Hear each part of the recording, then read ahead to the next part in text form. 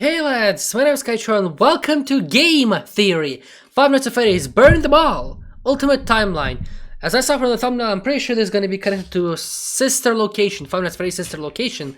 The Circus Baby stuff there. Valoria and Funtime Fox and Funtime Freddy. This will be the main story today. I don't know yet, but I saw the thumbnail. Funtime Freddy there was with Bon Bon. Go get him! Anyway, let's check this out. This is going to be a 26-minute episode, so expect to take some popcorn, take some water, and have a good time. Shout out to the members of the channel, Fly Tip, Tatsy Verb Sloth SFM, and to Ricky Outlet for supporting the channel. You guys rock. Thank you so much from the bottom of my heart. Membership, yes, membership is important to obviously. Membership is good. So just to support the creator, and plus some little sneak peeks and little benefits. Regardless, Game Theory of FNAF, Burn Them All, Ultimate Timeline. Last episode was when they discovered that not Henry, but like the purple guy, I forgot his name, William Afton. He decided to kill his friend's daughter because, of course, he had an accident with animatronic. Not once, but 2 times I think already he lost, due to Circus Baby as well. Now, FNAF burned them all, and at the end of the episode, he was locked into spring locks, and that's it. That's gone. Now, then he was awakened. So that's where we ended last time. FNAF burned them all, Ultimate Timeline by Game Theory, MatPat. Let's roll.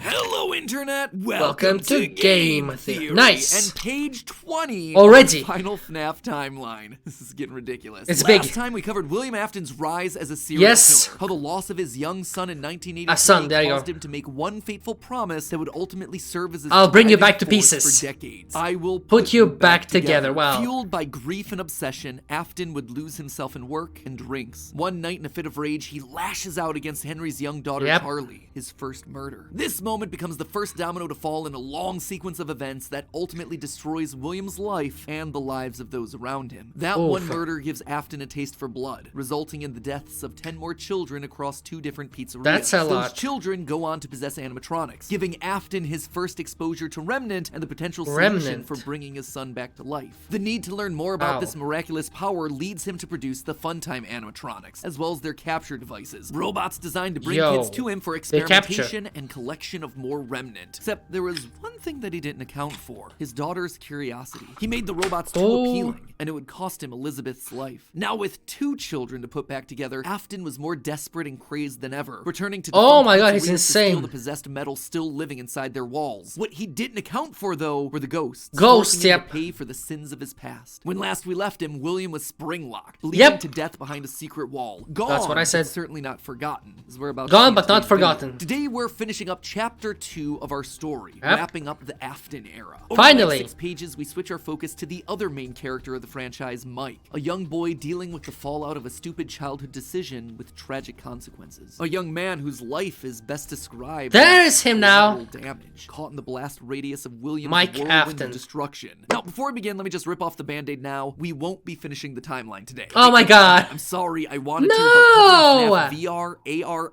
and Security Breach wound up taking me an additional 9 pages of script. And I've already made you wait long enough for this part, so I had to make the executive call to break this one up into 2. Don't worry, that part is already written, it is already recorded, it is just in the process of being edited. It is a hefty episode. So mark it on your calendar. That's actually going to be going live on March 25th. I'll be in Poland! No! I'll be in Poland! Thing from the past couple I can't record this. So overall, that one should be a lot of fun. I'll be in Poland. Oh my god. The conclusions we've reached I leave soon in Poland. I'm gonna make a vlog about it. I feel good about it. Like, I think that we've locked in on a lot of the answers here, but they're gonna raise a lot of discussion. Let's just say that you're either gonna love that episode or hate it. Love or hate it. I don't think there's gonna be much in between on that one. Anyway, without any further ado, let's cover a chunk of the timeline that's a lot less controversial. Let's meet Mike. The Afton era continued. William still wasn't back. Weird. Michael knew his father sometimes traveled for work, disappearing for days on end, but usually there was some sort of notice, a phone call, a post-it, something. Be back. It's not like Michael and his father were close, far from it, but as a household of two suffering men coping with years of tragedy and loss, there was at least some element of communication between the two of them. They were united by a name and a shared pain. This time though, things felt different. William had left nothing. His absence was longer. That's There were no bad. check-ins, no updates, just silence. Something had happened. If there was one thing Michael knew about his father, it was that he had contingencies, safety checks, backup plans. Wow, His father was a careful and guarded man. He held his cards close to his chest, and as such, William had prepared him in the event that something like this ever happened. Normally, his father kept his home office locked, but in the event of an unexpected, prolonged absence, Michael had been instructed to enter his father's office and look behind an empty set of shelves mounted in the corner of the room. Rolling his eyes, Michael entered the office. So he did it! He understood how William was able to spend so many hours of his days locked up in here. There was He did backup plan, that's nice. Most of this place was empty. He dragged himself over to the shelf in the corner, expecting to find an emergency contact list, a family safety deposit box. But what he actually found there was completely unexpected. Father, it's me, Michael.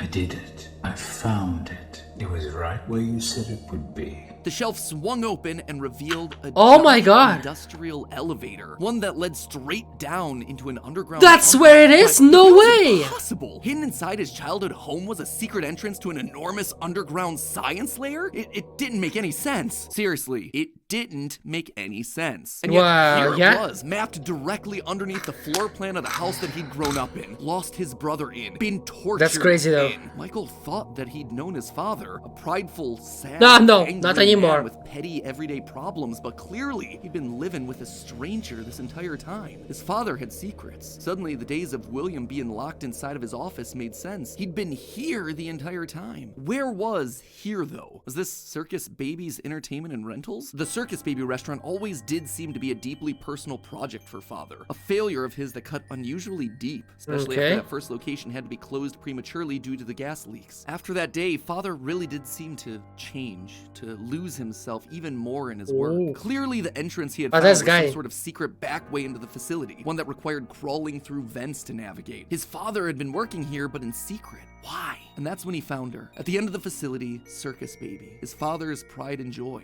Except something was different about her. She wasn't like the others. The way she talked, the stories she told. This wasn't just a robot. She was alive somehow. And not only was she alive, she also felt familiar. There is something bad inside of me. I'm broken. I can't be fixed. Will you help me? I can't be fixed. His sister? William's baby girl? But how?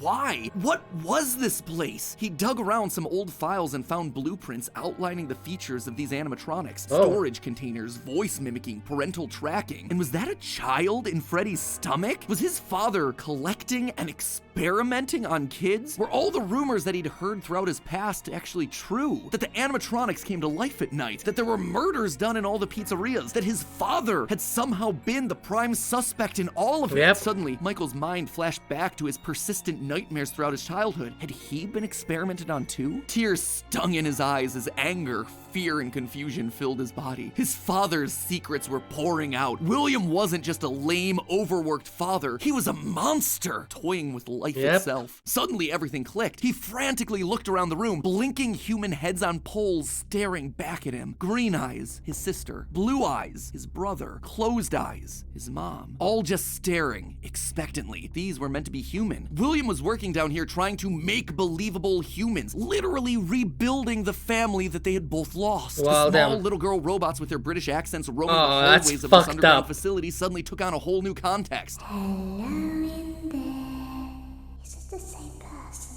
Were those meant to be his sister? A replacement for her? A clone? Was William building clones of his sister? They seemed to know him, after all, to react to his presence. They were all there. They didn't recognize me at first, but then they thought I was you. He always did have a bit of a resemblance to his father. Michael's mind reeled as the reality of his world crumbled to dust. No, he had to get them out of there. If this really was his sister, heck, if any of these things were human souls, it's gonna die. Of the humans Scooping, scoopster, poof. They always put us back inside. There's nowhere for us to hide here. Led by the voice of Circus Baby, he marched through the now empty halls of the Funtime Auditorium. He would lead them. He would protect them. And finally, he would be able to forgive himself for the killing of his brother so many years.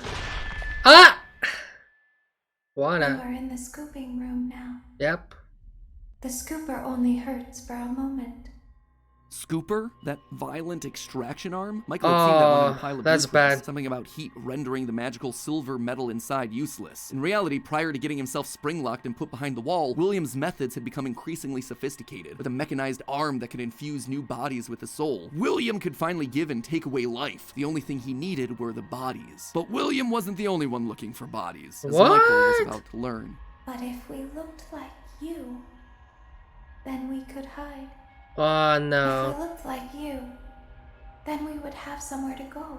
Michael was gonna be the hero to help these animatronics, all right. But He was they're gonna your help the death. haunted tubes and wires of these animatronics escape, just not in the way that he anticipated. His sister had lied to him. Another game of pretend. The scooper plowed forward, digging its extraction arm into his body. As he heard his bones ripping through his flesh, Michael blacked out. But something is wrong with me. I should be dead, but I'm not.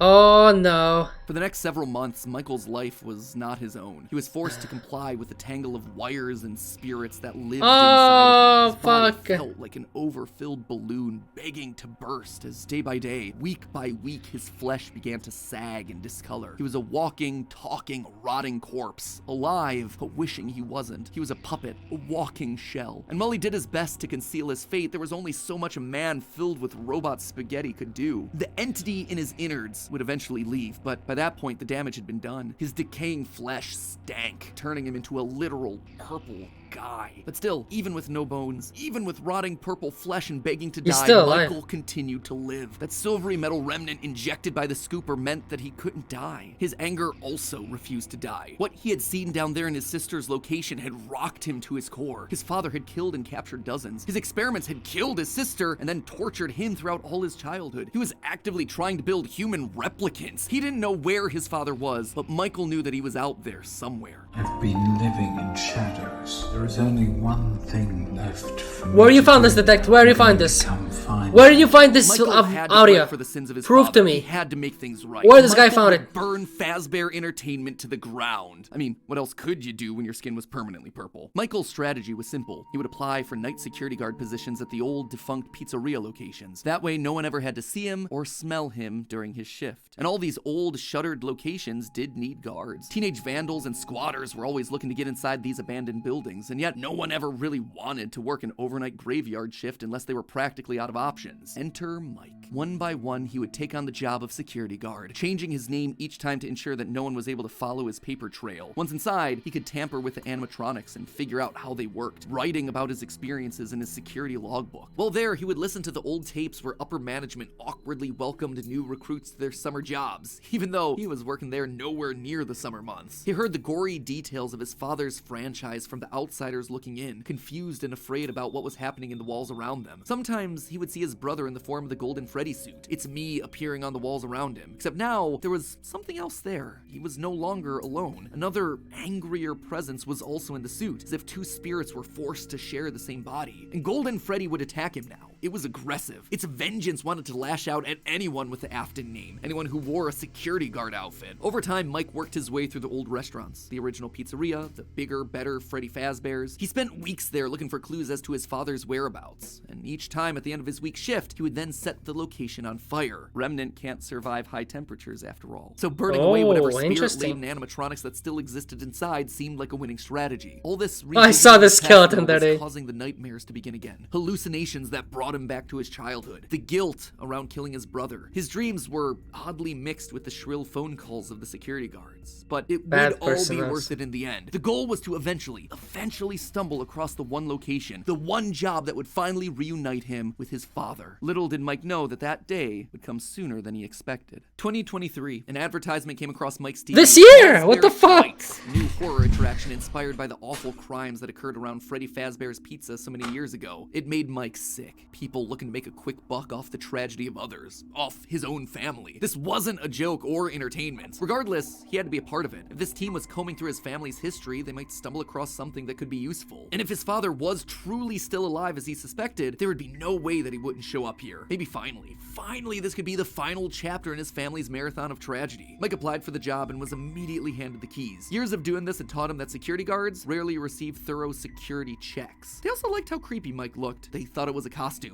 on theme for the job. What little they knew. Hey, glad you came back for another night.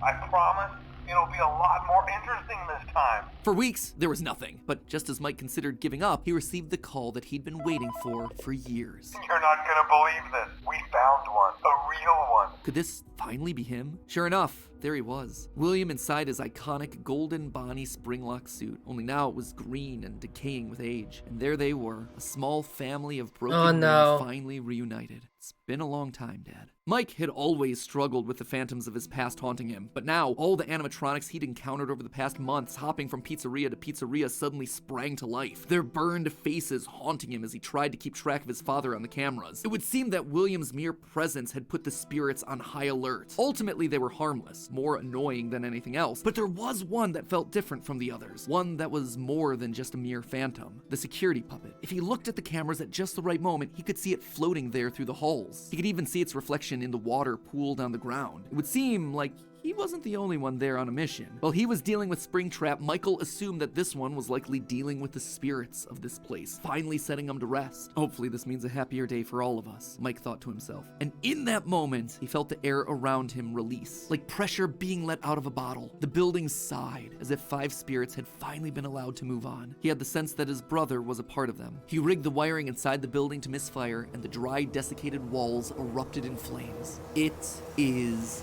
finished. Except it was not. What about his father? Sheer force of what about his father, though? Remained. He had survived, and Mike was way of finishing off his father. Luckily, the solution would present itself later that year. Scrap trap. But from another victim that had been left in his father's wake. We're talking about becoming a Fazbear Entertainment franchisee, restaurant ownership and management. Something almost anyone can do with a limited degree of success. You are now the face of the newly rebranded Freddy Fazbear's Pizza. How much more? Brand had been closed for years. William had been stuck in a suit and a wall. The only person who legally could bring the franchise back was Henry, but he'd largely pulled out of the franchise around the time of his father's disappearance. Something was up. Surely this had to be some kind of a trick, right? Mike, doing what he did best, applied for a franchise and immediately got the job. There was just one thing out of the ordinary. Paragraph 4. If you are playing this tape, that means that not only have you been checking outside at the end of every shift, as you were instructed to do, but also that you have found something that meets the criteria of your special obligations under paragraph 4. Oh no, that's what he burns. The contract he'd ever signed required him to keep special lookout for independently moving animatronics outside the restaurant. Now he knew something was up here. Henry was luring them all back. Rather than trying to go to them, like Mike had done for years, Henry was doing the opposite. He was putting them all under the same roof. He was finishing them off for good. Mike knew this wasn't meant to be a restaurant. It was meant to be a prison, a containment vessel, a locked box meant to trap them all in so they could finally end the madness. It took a few nights, but eventually everyone was there. His father, the puppet, the robot spaghetti that had once violated his body, and his sister, now hopelessly devoted to serve the man that had once gotten her killed. It was time. He had been instructed to seal the doors and leave, but while he locked everything down, he didn't move on. If this was truly meant to be the end, if the remnant needed to be washed away, he needed to be a part of that. This is where your story ends. And to you, my brave volunteer, who somehow found this job listing not intended for you. Although there was a way out planned for you, I have a feeling that's not what you want. Oh, he knows. Right where you want to be. And to you monsters trapped in the corridors, be still and give up your spirits. They don't belong to you. For most of you, I believe there is peace and perhaps more waiting for Someone knew the story of everything. Who knew the story of everything? The darkest pit of hell has opened to swallow you whole. So don't keep the devil waiting, old friend. And with that, it was over. The Afton legacy died with all of them trapped inside of a literal box. As the flames danced around the office, Mike, for the first time in decades, was happy. But William wasn't gone yet. Although the darkest pit of hell was open and waiting for him, 135 degrees wouldn't allow him to move on. Instead, he found himself locked in moments from his past. The pizzeria, his son's room, his underground bunker. It was as if his brain's neurons were all firing at once, overloaded, mixing and matching all his biggest fears, regrets, failures. What was this place? How did he get here? He called out into the silence. Holy sh... Then they started coming. Without warning, animatronics, both new and old, began to jump out at him, bite what the rip him fuck? limb from limb. The pain was immeasurable. Make it stop. Make it stop. William, for the first time, longed for death, an end to this torture. Just as it felt like he couldn't take it anymore, everything was quiet again. It was as if the world had been reset. There was a brief moment of quiet, and then the onslaught began again. Dozens of faces from his past all focused on him. Oh a my waking God. nightmare that he couldn't escape from. More pain, more ripping. It was his own personal hell, but why? Why couldn't he just die? And then he saw them, a group of characters he never thought he'd see again. Those janky, stolen characters that had started everything. The mediocre melodies. It had all started to go wrong once they showed up. Once Henry had made them. But mixed in with their obnoxious southern drawls, William heard something else. It was barely a whisper, but he could just make out the words. He tried to release you. He tried to release us. But I'm not gonna let that happen. I will hold you here. I will keep you here. No matter how many times they burn us.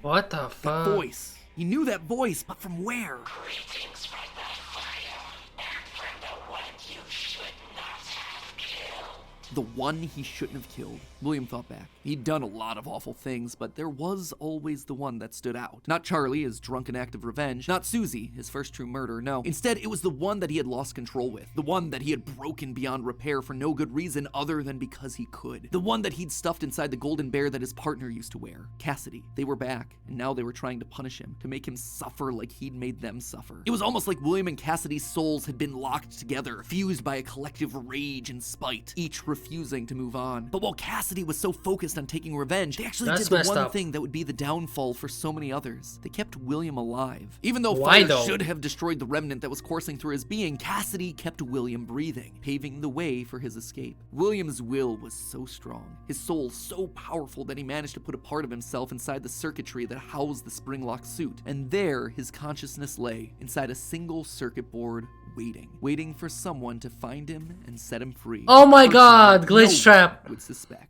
Okay, so a bit of a shorter chunk, but an important one. Glitch to trap. Perspectives to Mike and tell his side of the story. And with FNAF VR, AR, and Security Breach having so much to explain, I didn't want to rush through things by trying to cram it all in here. Don't worry, I know you've all been patient. The final video is happening on March 25th. I'll be in Poland! It's getting ready to go. I cannot The react hunt to is going it. be over I'll and be in done with. Poland. I am not My equipment will be in stretching it out France. for the videos. But I before we can't. wrap up I for the day, I can't. did want to talk about the big Orville elephant in the room, Mike's quest for revenge. You might have noticed that I was vague about the dates, and there's a good reason for that. I don't know them. There is no good way for me to make them fit in. Here's what I do know. We know with a high amount of certainty that Michael Afton is the character that we play as up until Ultimate Custom Night. Mike Schmidt and Fritz Smith, the security guards for FNAF 1 and FNAF 2 respectively, get fired for, quote, tampering with the animatronics and odor. So weird connection between the two of them, right? But now, look at the phantom animatronics that are haunting us in FNAF 3. We are the They use Phantom, models from we both FNAF will 1 kill and you. FNAF 2, meaning whoever is Phantoms. sitting in that security guard chair, Fazbear Frights, they have to have seen both locations and their animatronics. And that's not all. Their designs What else? are burnt. It's a weird detail in the game, and it's something that the character encyclopedia repeatedly calls attention to. The burned texture for these phantom animatronics. Why is that so unusual though? Fazbear Frights is the first time in the franchise that we hear about anything burning down. From that point on in the story, it's like the characters turn pyro and are suddenly setting fires left and right. But for the first 3 games, nothing ever catches fire. The animatronics are just moved or repurposed in some way. So when did they burn? And why would our security guards see them as being burned? Someone has to have been going location to location, setting these places on fire, purging the sins of the past. We know we're definitely playing as Mike and Sister Location in FNAF 6 based on the in-game dialogue. And in FNAF 4, there's an Easter egg where we can hear the phone call from Night 1 of FNAF 1, meaning that whoever's in that bedroom has heard the recording as a security guard. We also know that Mike has seen the nightmare animatronics based on his drawings in the security logbook. So overall, there is solid Messed evidence up. that connects all of FNAFs 1 through 6. You'll also notice how the character encyclopedia Glitch does trap, let me have a guess. page for Mike Afton. This thing has a page for Chocolate Bunny Bonnie, but not Michael. Some tells me they don't want us to confirm how many games he's been in, because that would confirm too much of the theory. In short, this gives us an incredibly compelling and complete narrative. Mike as our protagonist, and William, his father, as our antagonist. Mike accidentally kills his brother in Fredbear's mouth, which begins our story and sets William down his pathway of destruction. Mike is then haunted by the guilt of his past and is looking to make things right across the rest of the games. In Sister Location, he learns what his father's been up to and realizes what he has to do to correct it. After failing to finish the job in FNAF 3, he ultimately helps Henry end it all in FNAF 6. It is great. It is a clean narrative. There is just one problem: timing. Mike's quest can't really start until he's been down to sister location, seen baby, and gotten himself scooped. That's when he finds out about Afton's life. Also when he's gonna start to the animatronic got escaped, yeah. Rotting corpse. And we know that he's not going down into the bunker until the Funtime animatronics have been made, Freddy's has been closed, and Afton is out of the picture. That all should be happening post 1993, after William is sealed behind a wall. But that then presents us with a few problems. Afton has already dismantled the original animatronics as we see in the FNAF 3 minigames. How are those things getting burned if they're already deconstructed? But more importantly, we see FNAF 2 paychecks with the date 1987. That is way earlier than I think it can be. To be fair, Fritz Smith's pink slip on night 7 doesn't have a date, but it's a bit weird to say that the first few nights are in 1987 and then employee number 3 is hired on years after the restaurant closes. Anyway, just wanted to call that out because I don't have a solid answer for it, and I'd love to see your comments down below. And with that, my friends, this chapter comes to a close. We'll see you on March 25th for the grand finale as we cover the final 3 games in the franchise. I'll write on only on 9th or 10th of April. Those games were trying to tell us. Until then, my heads, remember, even though Afton kinda succeeded in being brought back to life, gotta admit, he's still looking a little bit on the dry, dehydrated side. I suppose 3 fires and being dead for a decade will tend to do that to you. Fortunately, thanks to today's sponsor, Air Up, I think we can help him out. It's expensive, I saw this. Thing, not the whole burning alive thing. You guys know that I hate drinking plain water. It's just boring. And that then led me to my current crippling Diet Coke addiction. However, Air Up has found a way to harness the power of science to get me to drink more water, which not only do I love in principle, but I can truly say has changed my drinking habits forever. They use these special scent pods that it's expensive. I saw it. Almost as if by it's magic, so it expensive. Makes the water tastes like really expensive. You want. How? If you guys have ever watched Food Theory, you probably heard me say smell is it's more expensive. Taste, and that's exactly what Air Up's taken advantage of here. These pods are full of flavorful smells like watermelon, peach, wild berry. That one's my personal favorite. And by having the pods in front of your nose as you're drinking, it makes your brain think that that's what you're tasting. But in fact, you're just drinking good old H2O. No additives, no preservatives, no sugars, no syrups, no aspartame, no nothing. I love my Air Up. But naturally, when I tell other people about it, they're skeptical, right? It's a weird concept. So I got members of Team Theorists to try it for themselves, and they were also blown away by the results. Lee, Amy, and Tom, 3 of our creative directors, they walk around with their Air Up bottles constantly. Lee loves his so much that he even bought one for his brother's wedding present. Tom said that the orange vanilla swirl flavor reminded him of ice creams that he used to eat as a kid, which sounds way more exciting than just plain old water. And the great thing is, if you aren't like me and you just want some good old-fashioned water every once in a while, you can just drop the flavor pod down away from your nose, and suddenly you're back to drinking out of a regular water bottle. The team and I love Air Up. Seriously, there are just so many of these bottles around the office now. And I wouldn't keep saying yes to their sponsorships if I didn't genuinely believe in the quality of the product. So head on down to the description and click the link to purchase I your wish. bottle It's right expensive. now. Plus, if you purchase any starter set and use the code FREEFAVE5, you'll receive 1 free favorite 5 variety pack. That's gonna get you 5 1-pod packs of orange vanilla, raspberry lemon, peach, watermelon, and again, my personal favorite, wild berry. That way you get a good sample of a lot of different flavors, and you can find the one that's perfect for your tasting enjoyment. Sadly, there's no burning metal or remnant flavors for Afton to enjoy, but I'm sure the others will do the trick. Strikes me as a raspberry lemon kind of guy. So once again, head on down to the description, get yourself a starter pack, and remember to use the code FREEFAVE5. That is FREEFAV number 5, no spaces. But how long can one thing last? I hope it's not like just a week. Crazy awesome a water bottle can really be. Well, yeah, dude, but, well, let's hear it. And as always, my friends, remember, it's all just a theory. A game theory. Thanks for watching. There you go, now you got it. Well, how much truly it costs? Like, what's the price here? Like, what are we talking about here, Dane? Yes, well, language... why language French? I don't need it. Fine, anyways, I just want to check. 30... Kit noir, black with 2 pods.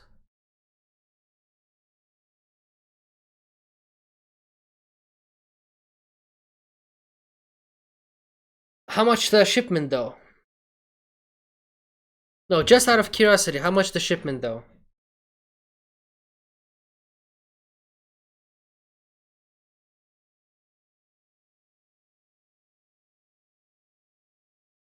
There was a code he said they can put.